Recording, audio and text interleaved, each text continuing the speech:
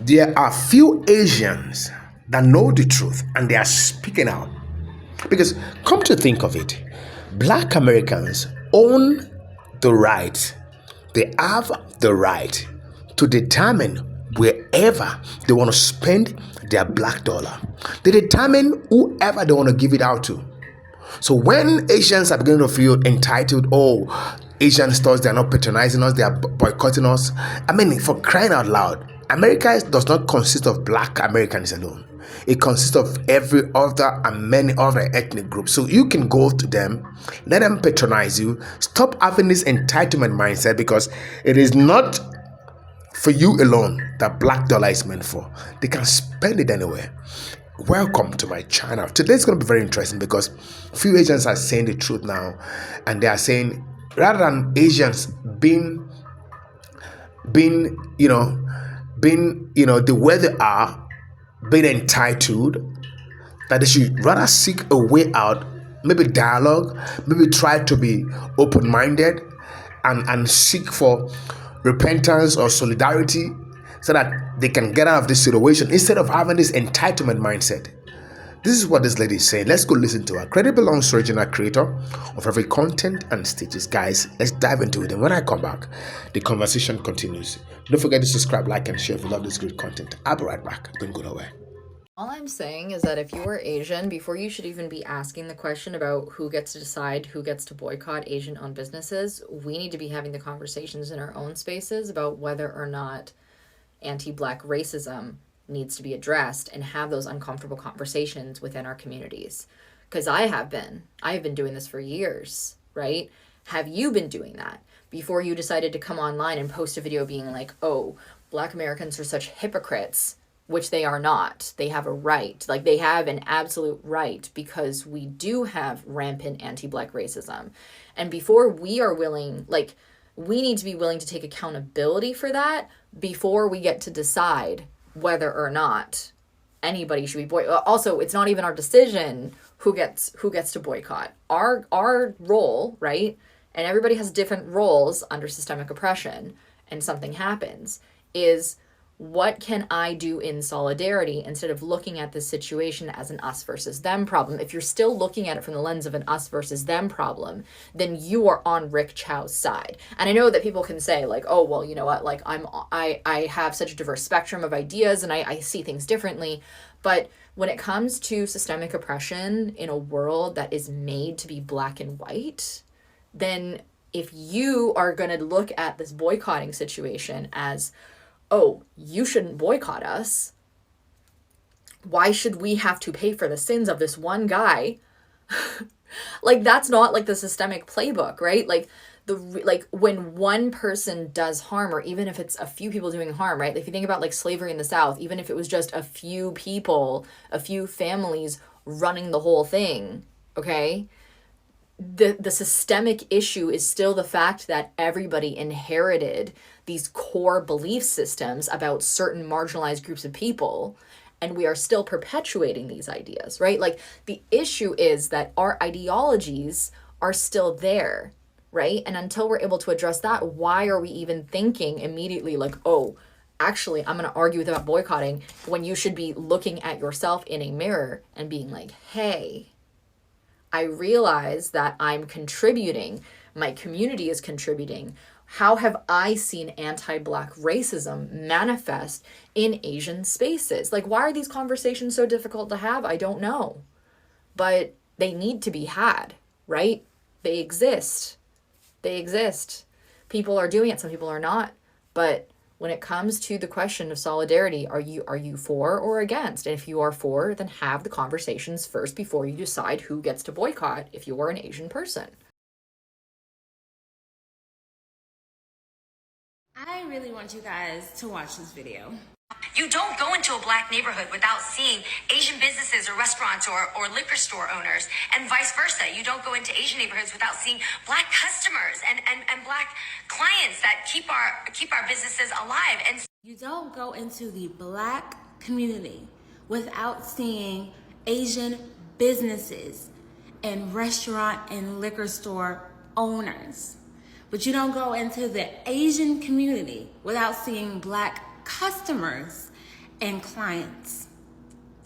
Do you see the problem there? In just 15 seconds, not only did she show the problem between the Black and Asian community, but she shows the problem of the Black community and our continuous allowance of us to let other people come in and economically exploit us, and for other people to see and benefit from our economic viability. Everyone but us benefits. Not only is economic exploitation horrible enough, it gets worse than that.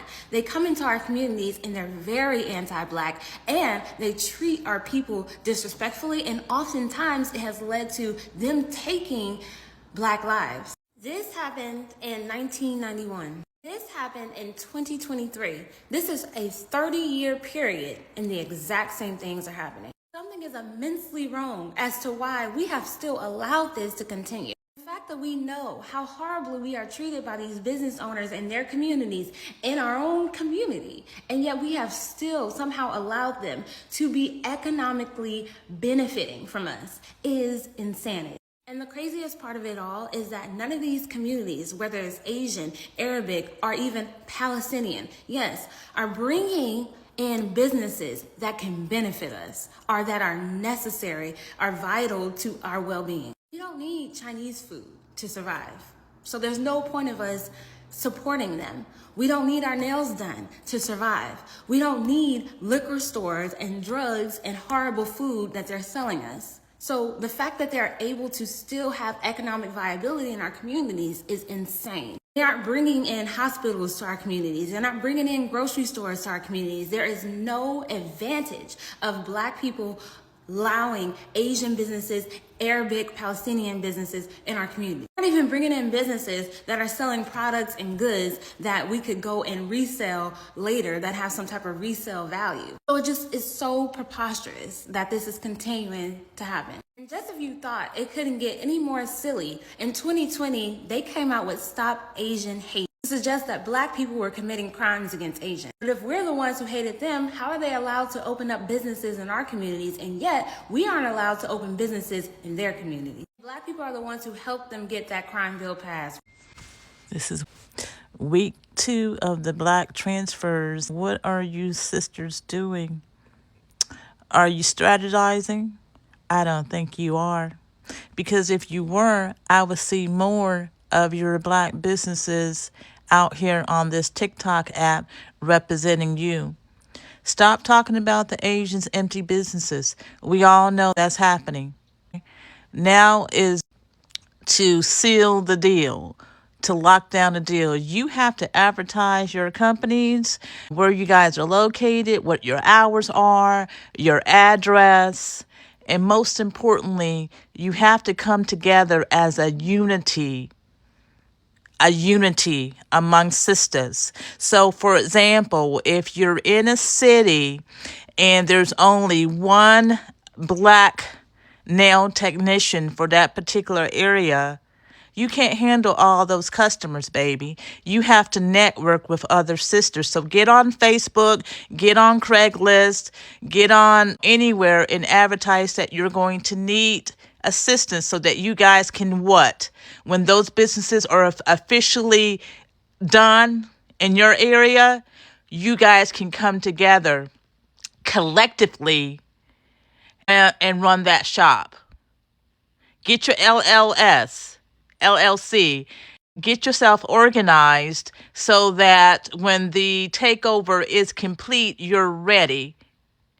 You're ready. If you're not ready, what us Black women gonna do? If you're not ready, I need to get my nails done. I ain't gonna sit around waiting for you.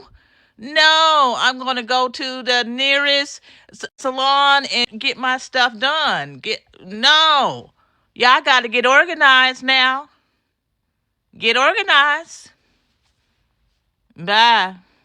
All right, real quick, to the Asian businesses that are getting upset because y'all decided to challenge Black people to boycott y'all, did you really think that was gonna work out? No. I really think about it. We boycotted one of our very own. Y'all remember Daniel Caesar, right? No? Exactly. That man said, I do not want Black people listening to my music. Black people was like, bet. One thing you do not want to challenge a Black person to do is be petty. Because we are some of the petty. We are some of the pettiest people, if not the pettiest people on the face of the earth. And what's even crazier, y'all set up Chinatown and all that other stuff near black neighborhoods because nobody else wanted to have y'all around. You know who accepted y'all with open arms? Black folks. You know the main ones going to your liquor stores, corner stores, restaurants, laundromats, hair stores, etc. Black people. But you don't want our business there? It's all good. We'll take our black business somewhere else. It's all good. Y'all got to unify and make Chinatown here and there. But now that black people have a little bit more power, a little bit more rights, how about we start Black Wall Street back up? Let's start Black Wall Street back up. I'm boycotting all Asian businesses. And I said it with my blood clot chest. A black woman who's really been making waves on social media lately. She's calling on the black community to basically boycott all Asian-owned shops, corner shops, restaurants, you name it. You think it's just an accident that black businesses disappeared? Now, why is she doing this? Well, she argues that Asian communities got a leg up from the British establishment. Like, historically, they had it easier getting mortgages, starting businesses, and just weren't targeted as much as black communities who faced, higher stop and search rates and more barriers to building wealth. So she's saying, let's redirect our money to black-owned businesses. And yeah, she's getting quite a bit of support from folks who feel like, finally, we're doing something to empower our own community. Some people are even saying they've already started boycotting and it feels good to keep the money circulating locally in the black community. But here's the other side. She's also facing a ton of backlash. A lot of people are calling this out as basically racism in reverse. They're saying, look, you can't boycott businesses based on the owner's skin color.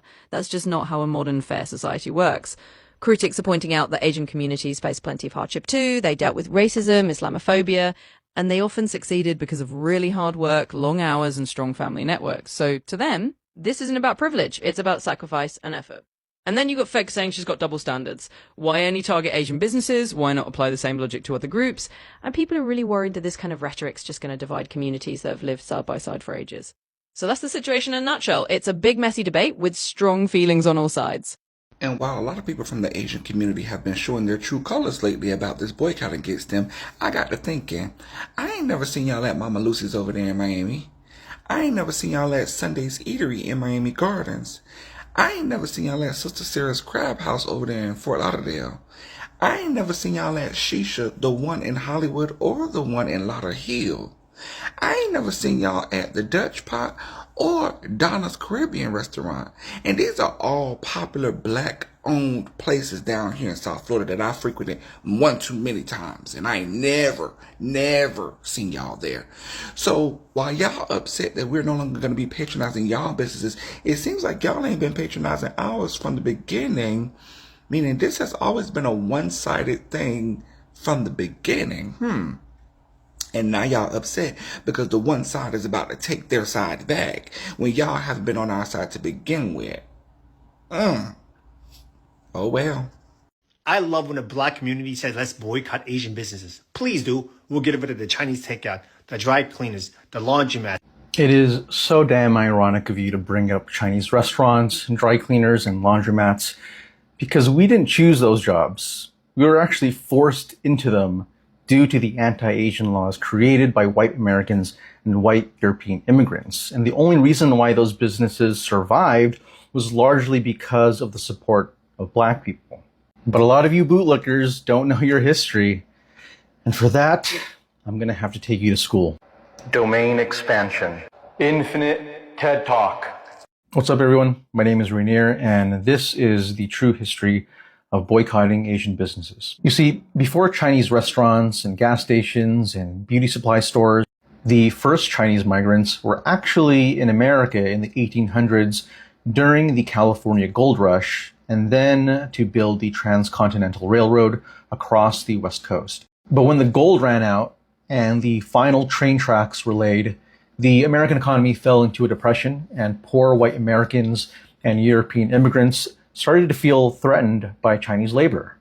And so what do? They joined anti-coolie clubs, and they advocated for anti-coolie laws that would limit the opportunities of Chinese laborers and tax anybody who hired Chinese workers. The racism was so bad that Chinese people were hunted down in their neighborhoods, beaten up by mobs of white men, or just straight up lynched in the streets. This violence is a big reason why Chinatowns were created in the first place. They are ghettos. They are safe spaces where Chinese people could set up shop and live together. But because of these anti-coolie laws, the only businesses that they could set up and get financing for were restaurants, grocery stores, and laundromats. Quick side note, so you should definitely watch the Warrior series because it's based on the writings of Bruce Lee and it's set in the 1870s during all this anti-Asian racism. But even though Black people were fighting their own freedoms at the time, they still took the initiative to speak up for Asians. And in 1869, the great Frederick Douglass gave the Composite Nation speech where he said, "Let the Chinaman come. He will help to augment the national wealth.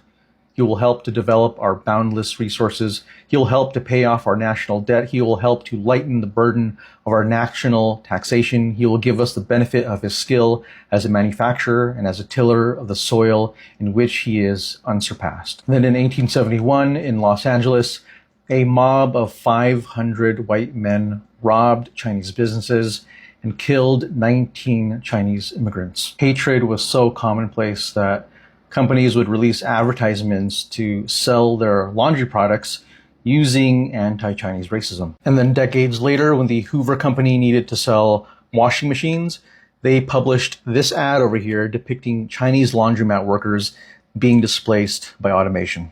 Now, if you watched Sinners, you probably remember the two Asian characters over here who ran a grocery store. And a lot of people were kind of confused why they were included, but that's because many Asians who left the West Coast due to a lack of work and racism, they fled to the South to work on sugar and cotton plantations. Many of those same Asians set up grocery stores in those Black neighborhoods, which means Black people were speaking up for Asians on the West Coast and putting dollars into our businesses in the American South. Fast forward to the 1980s when Vincent Chin was bludgeoned to death with a baseball bat by two white men who thought that Vincent was Japanese. Ronald Ebens and Michael Nitz recently lost their job at the Chrysler factory, and they blamed the Japanese car market for destroying the American automotive industry, and so they killed Vincent Chin. And when the Asian community needed to seek justice, who showed up for us? Jesse Jackson. I could honestly keep going, but I'm going to end on this note.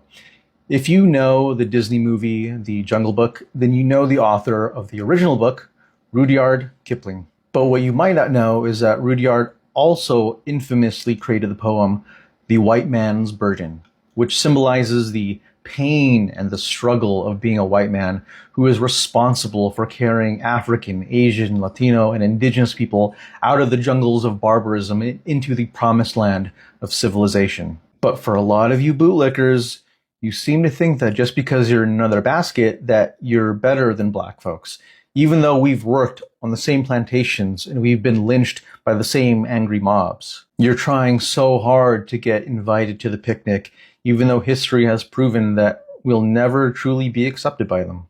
And in fact, history shows us the opposite. History has shown us that even though Black people have no reason to invite us to the cookout, for well over a century, they have still had the heart to save us a plate. So to all you ungrateful Asian bootlickers out there crying about Black people boycotting Asian businesses, just know that this protest doesn't come from nowhere. It came from over 100 years of showing love to Asian people and not receiving that same love and support in return. And goddamn, I think it's time that we need to return the favor. Y'all know them people burning down their businesses. The boycott continues. Have a good day. I just seen this Asian dude say they need to make 14 to 16,000 at his restaurant in the next 2 days. Damn, that's a or lot his of ass is fried rice, going bro. out of business. You feel me? Niggas is borrowing money to make payroll. Yeah, I know. 4,500 every 2 weeks. It happens. I know. Still got rent. Still got car notes. Still got a whole lot of them bills is piling up. Them bills is piling up. Did I not say this would happen weeks ago? I did. I love to see it. I love to see it. I'm not saying I love to see them struggling and shit. They people should be supporting their people. You feel me? Facts. I agree with that. Meanwhile, black business is booming. I'm seeing hella people saying that their business has been doing numbers in the black community. You feel me? I said that income was gonna drop, and it did. It's basically non-existent. Can't even make payroll. This is going out of business. But yeah, I love to see my people say they gonna do some shit and actually do that shit. Ooh, it feels amazing. As a business owner, I hate to see any business suffer. Let me say that because I know how hard it is, and I know how much money you have to put into your business to get it out the ground. For the first few years, you're gonna take losses. You know what I mean? So when you finally get a point where your business is making money, you're happy, you're excited. It's like a dream come true. In this case here, with the Rick Child incident with Asians having to go, a lot of Asian mom and pop Asians going out of business. I don't even think it was the Rick Child verdict that really did it then. You know, although a lot of black folk were disappointed in that verdict with Rick Child and Cyrus Belton, Carmack Belton, I think what really did a lot of the Asian businesses in was when the lady and the guy came out and they pretty much threatened and doubled down on some stuff. And they challenged the black community. And then the black community was like, okay, we'll show you how our ancestors did with the Montgomery boycott. And so that's what's going on right now in the Asian community. And a lot of people a lot of these Asian restaurants or Asian business that was month to month can't make payroll and can't make rent. And they are starting to go out of business. I saw 3 within probably a 10-mile radius of my home that went out of business. So it is what it is. But like I said, I hate to see any business go out of business knowing you can put your lifelong blood, sweat, and tears in it to get that business up. But it is what it is. Let's move to the next one.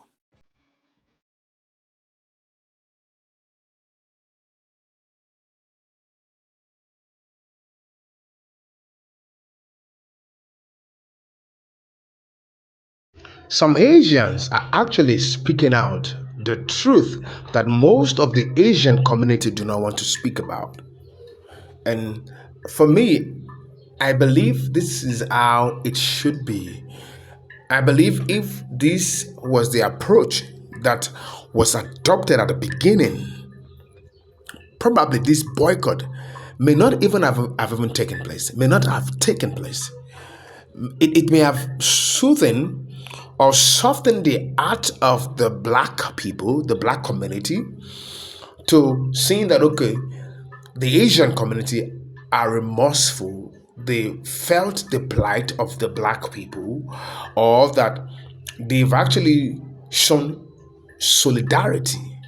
But opposite is the case. A lot of them were coming out with content, on TikTok, and they were like, "What's the big deal?" I mean, you just watched the video of the guy that said that black Americans can't do without them, that he dared the black community. He said everything, the laundromat, virtually everything, even to the microphone that the black American or black community uses for rap, for music. He said it is Chinese community that produces them. So should that be the response?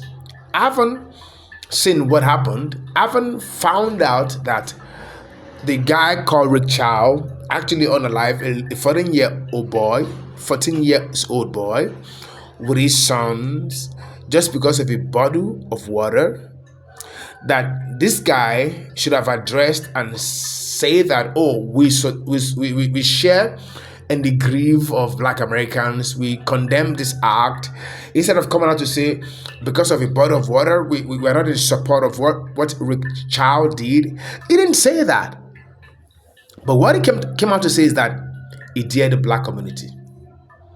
And this actually made a lot of black Americans to want to show to Asians that we're going to demonstrate to you what black power simply means.